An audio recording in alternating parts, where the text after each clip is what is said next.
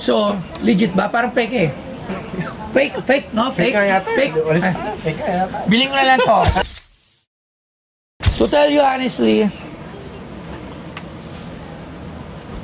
parang hindi ko pa kaya bumili ng ganun na halaga.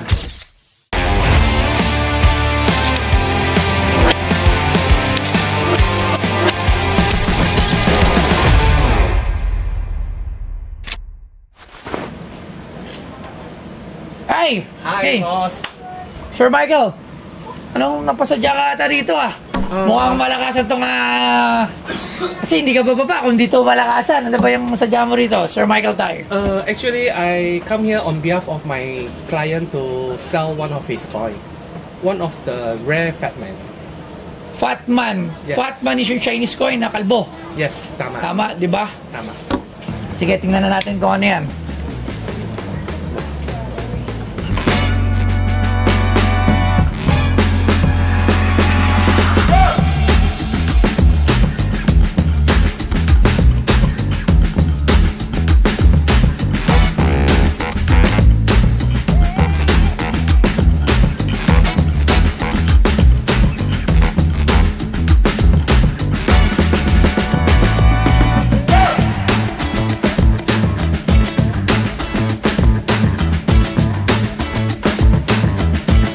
Simula noong 1914, ang silver coinage na nagtatampok ng larawan ng Chinese president at military leader na si Yuan Shikai ay ginawa sa buong Republic of China upang palitan ang dating imperial coinage. Ang pinakatanyag at pinakamarami sa mga baryang ito, ang Yuan Shikai dollar, kilala rin bilang Fatman dollar ng mga kolektor mula sa Chinese Yuan Datou. Big Head dollar ay nanatili sa produksyon ng matagal pagkatapos ng kamatayan ni Yuan noong 1916.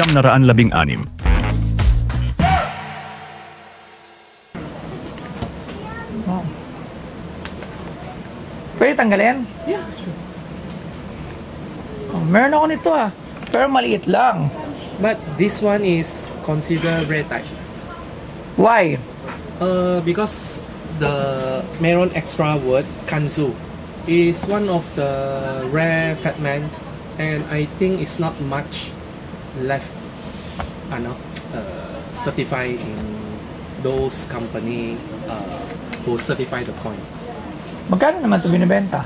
How much yung pinapabenta sa'yo? My client is looking for 3M.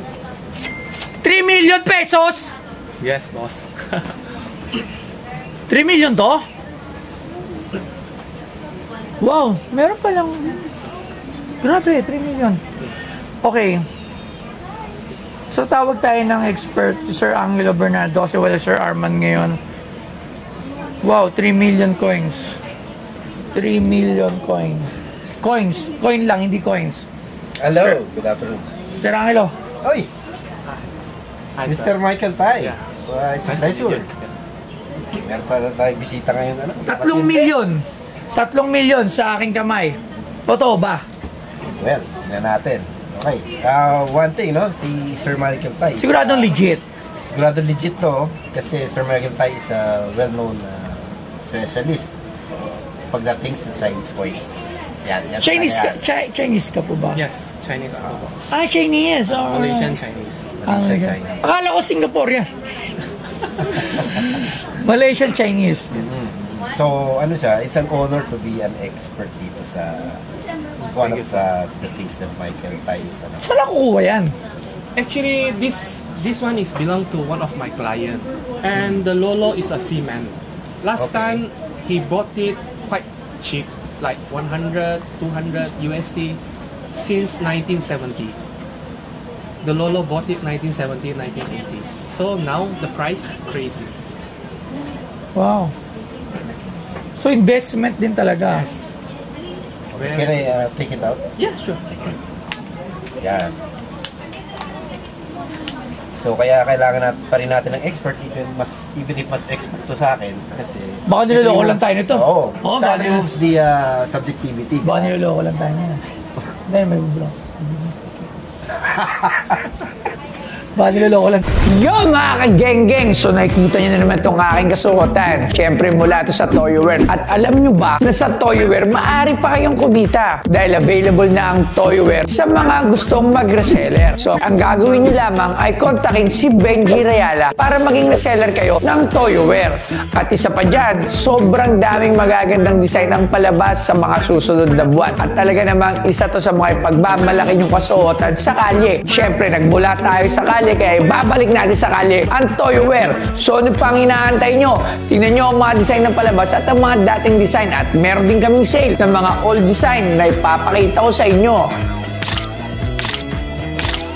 At ito naman yung mga bago at latest na nandito pa rin at available pa rin sa branded shop.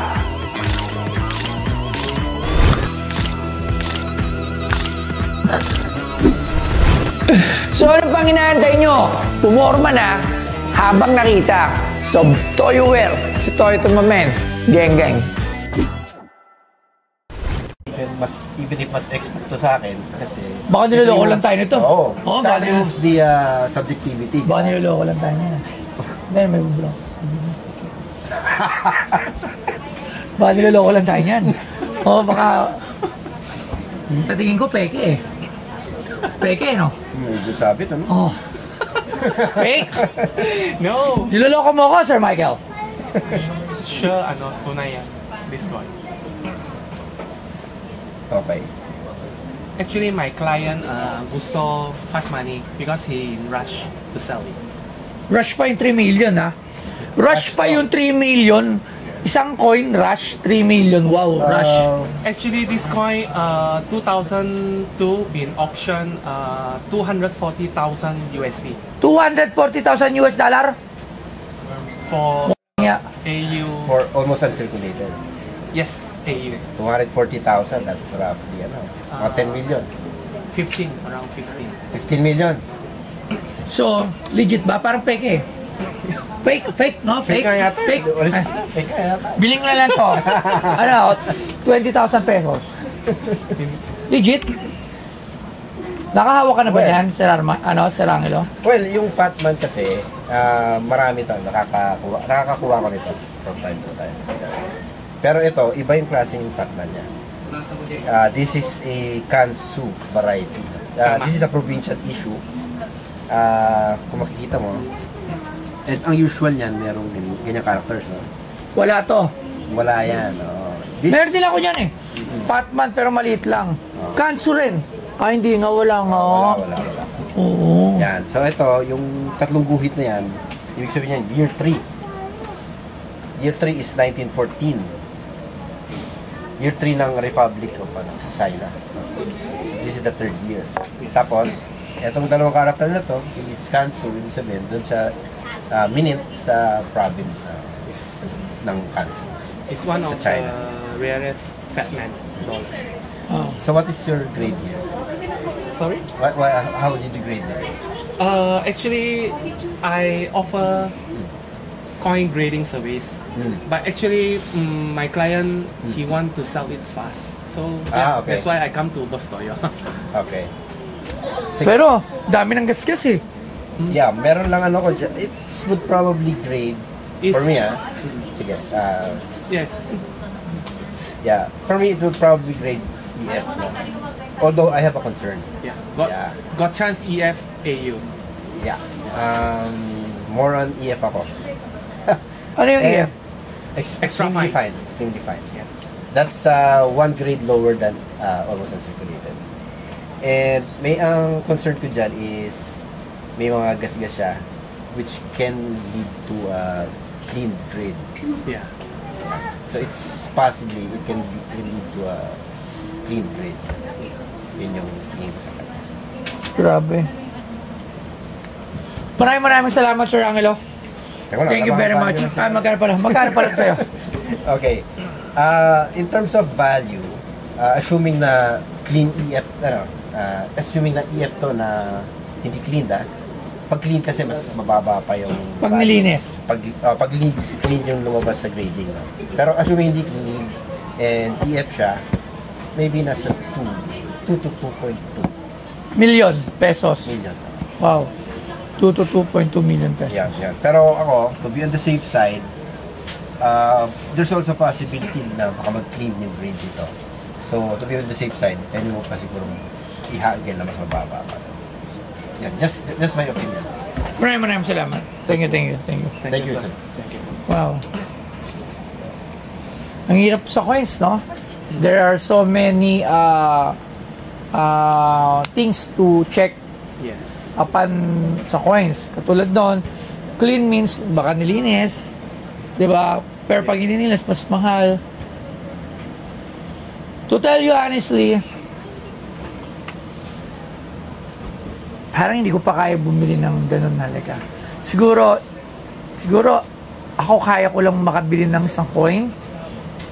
At most, siguro mga 1 million pesos. Pero grabe to, 3 million, 2.2. Mas mahal to sa mga 1806, ganon. Yes. Wow. Paano paglabas mo dito, hinold up ka? Paano? Like this, I need to borrow your bodyguard. Grabe. Sir, I would pass kasi ayokong tumawad. Kasi sobra ko dyan. Tatawaran ko to isang 1 million. And for sure, hindi tayo magkakasundo. Kasi it's way too low for the price of this coin. Diba? Alam naman natin. So, maraming salamat for kahit papano naisip nyo na dalhin sa akin dito na ibenta. Pero nyo naman, kuripot si Boss Toyo. Grabe, at least nakahawak ako ng isang 3 million coin. Ayan, 3 million coin. Grabe. Maraming salamat. Thank you, boss. Thank you very much. Thank you very much po. Thank you. Ba't ka natawa? Boss, I need to get that. Sir, maraming salamat. boss. Ingat po kayo paglabas. Huwag niyo po siya susundan. Sikat ka na. Sir Michael tayo. Ayan na. Ang daming cards na hawak niya, no? Mga million. Pag nakita niyo, laki niyang dala. Hindi, joke lang. Wala siyang dala. Thank you po, Sir Michael. Salamat. Thank you, Boss Toyo. Even though we cannot close this deal, but I'm glad come here. Yeah, at least I try my best to help my client. Yeah, it's a very good experience for me. Thanks a lot, boss.